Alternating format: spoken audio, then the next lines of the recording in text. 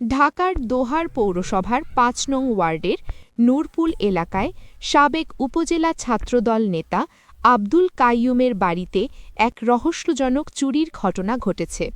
সোমবার দিবাগত রাত ৩টের দিকে এই ঘটনাটি ঘটে।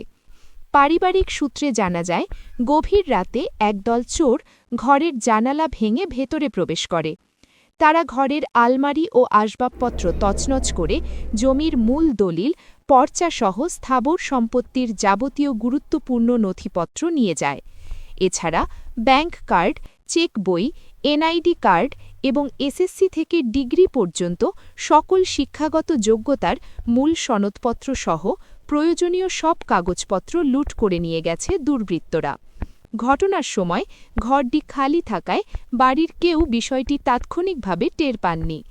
বাড়ির মালিক আব্দুল কাইয়ুম বলেন, ঘরে নগদ টাকা, স্বর্ণালংকার ও মোবাইল ফোনসহ বিভিন্ন মূল্যবান জিনিসপত্র থাকলেও চোরচক্র সেগুলোতে হাত দেয়নি। তারা শুধুমাত্র জমিজমা সংক্রান্ত কাগজপত্র, ব্যাংকের নথিপত্র এবং আমার শিক্ষাগত যোগ্যতার সকল মূল সনদপত্র নিয়ে গেছে। এটি কোনো সাধারণ চুরি হতে পারে না। পরিকল্পিতভাবে আমাদের বড় ধরনের ক্ষতি করার উদ্দেশ্যে এই কাজ করা হয়েছে।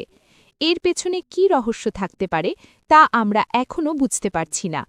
ভুক্তভোগী পরিবার এই ঘটনাকে পরিকল্পিত ষড়যন্ত্র হিসেবে দাবি করে দোষীদের দ্রুত গ্রেপ্তার ও দৃষ্টান্তমূলক শাস্তির দাবি জানান।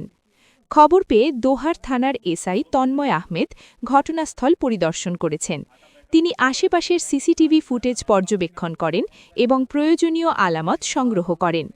এসআই তন্ময় আহমেদ জানান, আমরা ঘটনাস্থল পরিদর্শন করে সিসিটিভি ফুটেজ যাচাই করছি। বিষয়টি অত্যন্ত গুরুত্বের সাথে দেখা হচ্ছে। তদন্ত সাপেক্ষে দ্রুত আইনগত ব্যবস্থা গ্রহণ করা হবে।